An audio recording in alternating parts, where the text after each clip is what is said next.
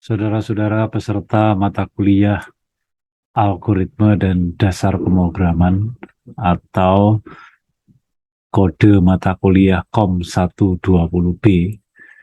Pada kesempatan ini saya akan menjelaskan secara umum bagaimana pelaksanaan kuliah dan praktikum ini.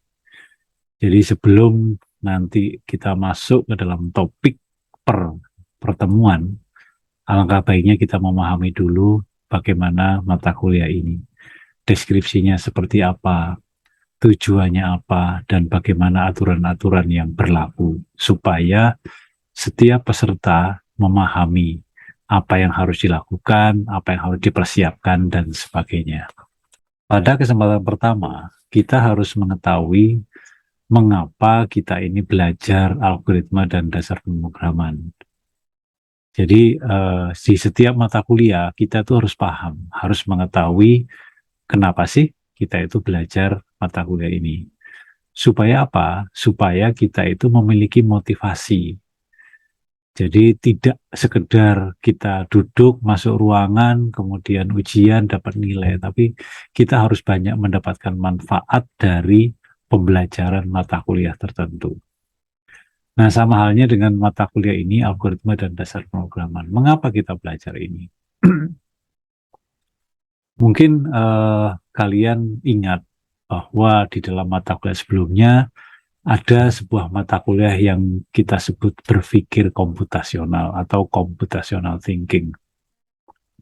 Di mana dalam computational thinking itu kita banyak belajar bagaimana proses dari suatu problem solving atau memecahkan suatu persoalan.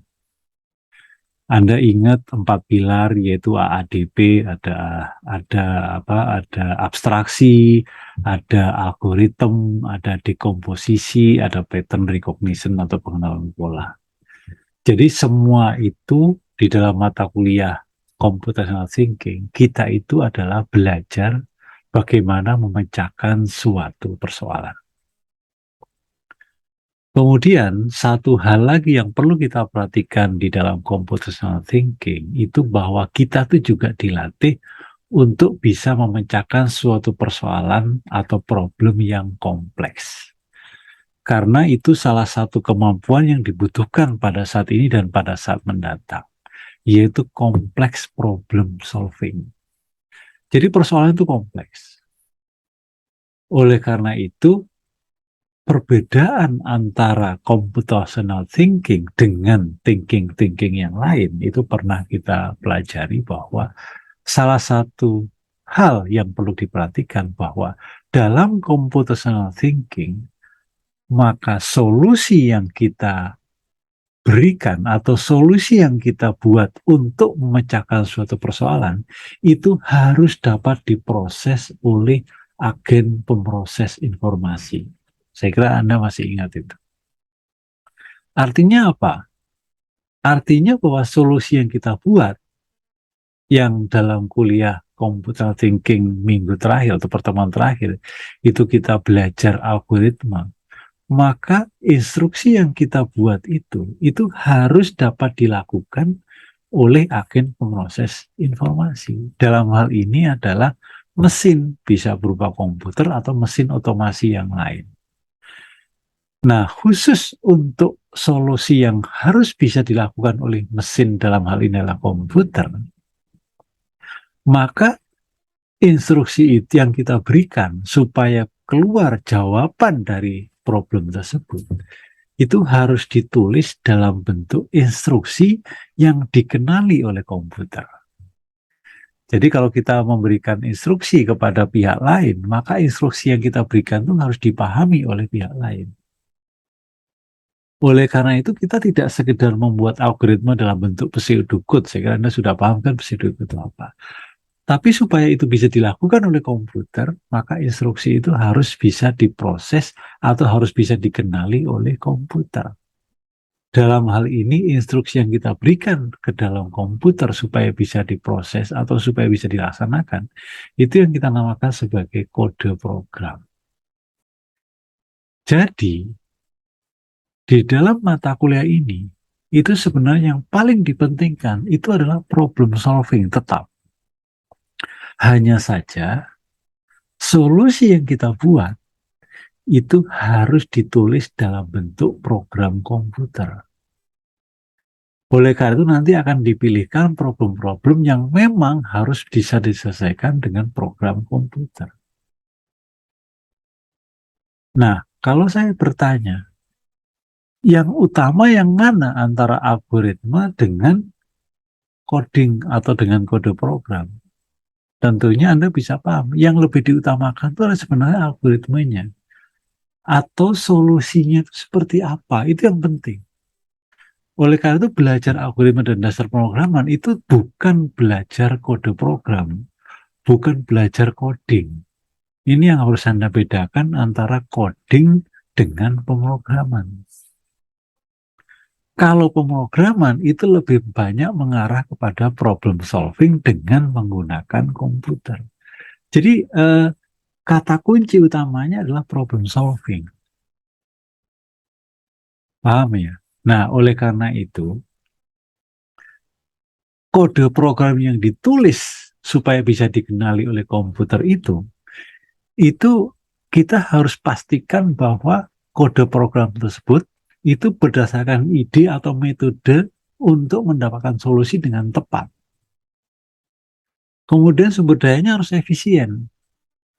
Percuma kita menyelesaikan solusi tapi sumber dayanya tidak efisien. Itu sebagai contoh misalnya kalau kita akan membunuh seekor nyamuk, itu kan nggak perlu kita itu misalnya nyamuknya itu sudah terbangnya pelan gitu ya. Itu nggak perlu kita mencari raket nyamuk atau kita mencari alat yang besar atau apa. Cukup dengan tepukan tangan saja nyamuk itu sudah ketangkap. Artinya sumber daya yang kita pakai itu efisien.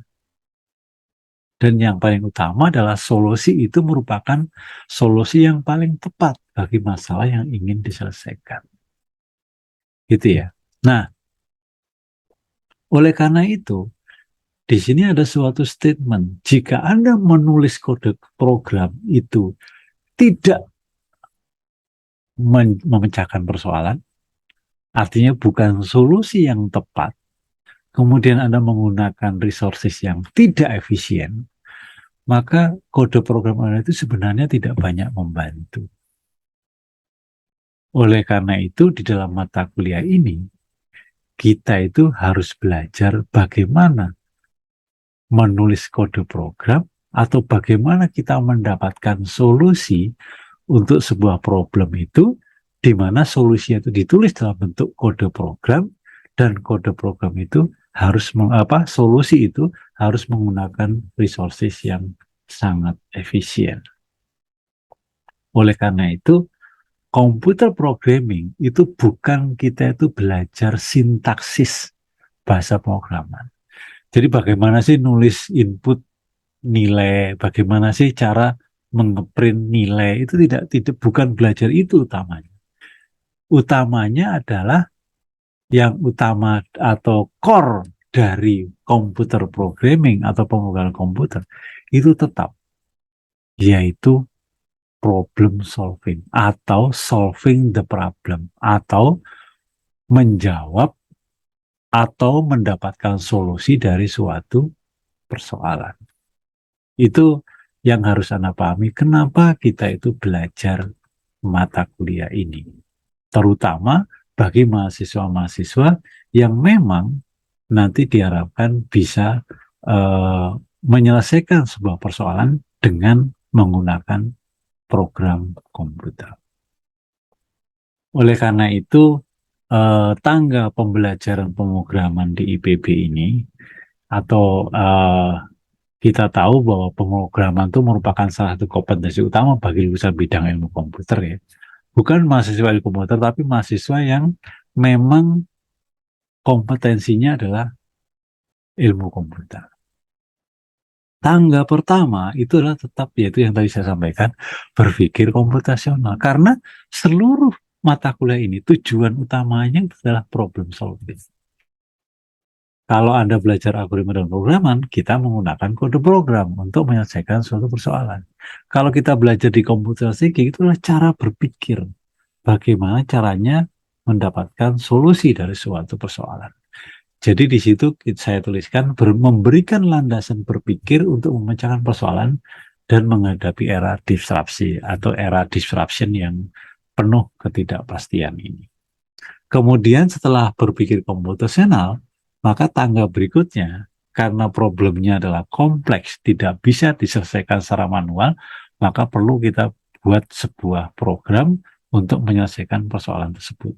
Jadi misalkan datanya jutaan, atau problemnya kompleks, dan segala macam. Nah itu baru naik ke tangga berikutnya, yaitu algoritma dan dasar pemrograman. Di sini kita belajar bagaimana mendapatkan solusi dari suatu persoalan dengan menggunakan program komputer. Nah, setelah kita bisa mengimplementasikan solusi itu dalam bentuk kode program, di mana kode program yang digunakan adalah salah satu dari bahasa pemrograman yang ada, maka kita naik ke tangga berikutnya, yaitu bahasa pemrograman. Kalau di dalam bahasa pemrograman, kita tuh mengenali paradigma bahasa pemrograman. Jadi ibaratnya adalah kita belajar bicara, maka untuk memahami apa yang kita bicarakan, itu kita menggunakan bahasa Indonesia. Setelah itu, setelah kita bisa atau mampu menyampaikan pendapat dengan menggunakan bahasa Indonesia, maka baru kita belajar ke tahap berikutnya, yaitu mengenali struktur bahasa yang ada di dunia ini. Kita sudah mulai belajar bahasa Inggris, kita bisa belajar bahasa Jerman, bahasa Arab, dan segala macam. Yang tentu struktur bahasanya pasti beda-beda, tapi tujuannya sama.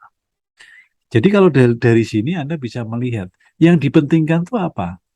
Bisa menyampaikan pendapat, atau bisa menguasai berbagai bahasa. Yang utama itu adalah mampu menyampaikan pendapat. Artinya kalau Anda punya ide, mampu menuangkan dalam bentuk kalimat yang diucapkan. Nah, bahasa yang Anda gunakan itu boleh apa saja. Bahasa Indonesia boleh, bahasa Inggris boleh, dan sebagainya. Kalau Anda menghadapi komunitas bahasa orang Inggris, ya pasti Anda gunakan bahasa Inggris.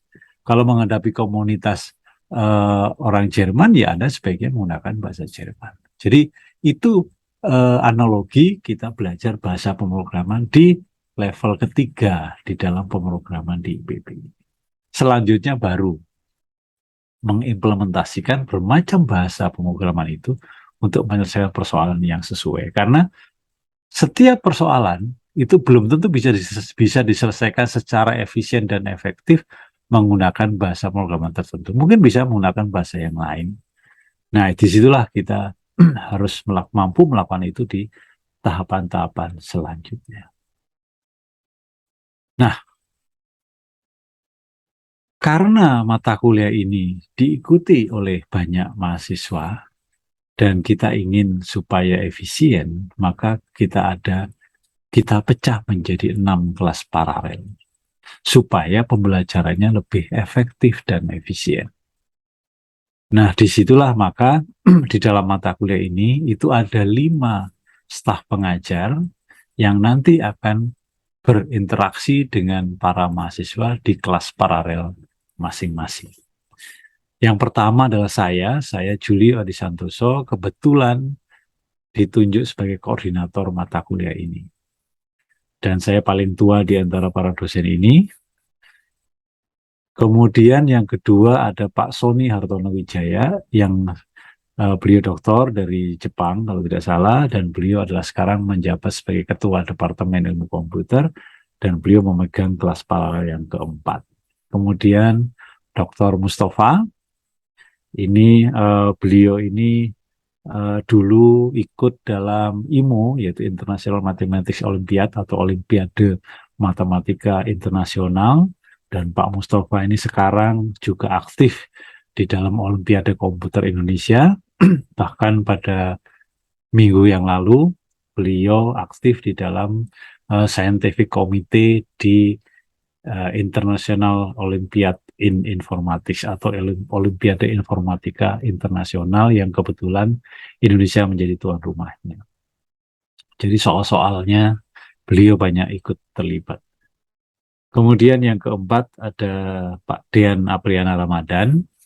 Ini beliau aktif sebagai asisten direktur sistem informasi, jadi yang menggawangi para developer, para programmer di kantor Direktorat Sistem Informasi dan Transformasi Digital IPB. Jadi berbagai aplikasi yang ada di IPB ini uh, merupakan buah hasil dari timnya Pak Dian. Dan terakhir adalah Bu Dr. Anissa Rohmani, ini akan memegang kelas paralel yang ke-6. Jadi silakan para mahasiswa untuk berkomunikasi dengan para dosen ini di dalam penyelenggaraan mata kuliah ini. Jadi kalau ada kesulitan, jangan segan-segan untuk mengontak beliau-beliau melalui chatting di IPB Mobile masing-masing. Nah, apa yang kita pelajari dalam mata kuliah ini, deskripsinya adalah bisa Anda baca di slide ini, tapi intinya adalah setelah kita mengikuti kuliah ini, maka mahasiswa diharapkan mampu untuk memecahkan persoalan itu dengan menggunakan komputer. Jadi kalau ada persoalan, bisa menyelesaikan persoalan dengan menggunakan komputer. Artinya dengan menulis program dalam bentuk kode program yang bisa dipahami oleh komputer. Dan bahasa yang kita pilih yaitu hanya satu, yaitu bahasa pemrograman C. Mungkin Anda bertanya, kenapa sih Pak kok tidak pakai Python yang lebih populer dan segala macam. Dalam mata kuliah ini bahasa pemrograman itu adalah urusan yang kesekian. Yang utamanya adalah bagaimana Anda bisa menyusun algoritma untuk menyelesaikan persoalan. Dari algoritma itu ditulis dalam bentuk kode program, Anda boleh menggunakan bahasa pemrograman apapun nantinya. Tapi supaya kita seragam, dalam kuliah ini kita gunakan saja pemrograman C. Kalau Anda ingin belajar bahasa Python dan segala macam, silahkan belajar sendiri, nggak apa-apa. Karena dari pengalaman, kalau kita sudah paham problem solving dengan bahasa pemrograman tertentu, maka kalau kita gunakan bahasa yang lain itu tidak masalah. Hanya butuh waktu sebentar untuk bisa switch ke bahasa pemrograman yang lain. Oke, nah bagaimana perkuliahan ini dilakukan? Jadi perkuliahan ini dilakukan sebanyak 14 kali dan diharapkan secara luring. Tapi sesuai dengan ketentuan minimal 7 kali pertemuan itu harus dilakukan secara luring. Sisanya itu tergantung pada ibu dan bapak dosen yang masing-masing. Apakah nanti mau online, apakah nanti asinkronus, artinya Anda belajar mandiri dan sebagainya. Ini sangat fleksibel, terutama di masa endemi COVID saat ini. Jadi kalau nanti dosen meminta kuliah online ya tidak masalah, itu menggunakan media Zoom di mana para mahasiswa sudah mendapatkan akunnya. Tapi intinya bahwa seluruh mahasiswa, baik yang mengulang maupun yang baru, itu wajib mengikuti semua aktivitas perkuliahan. Dan bahan ajar dan proses pembelajaran ini seluruhnya tersedia secara lengkap secara online di LMS pada alamat courseipb.ac.id. Seperti yang tercantum di dalam slide ini. Bagaimana dengan praktikum? Praktikum juga sama. Intinya adalah bahwa praktikum itu ditangani secara langsung oleh dosen. Jadi dosen akan memegang praktikum secara langsung, bukan asisten.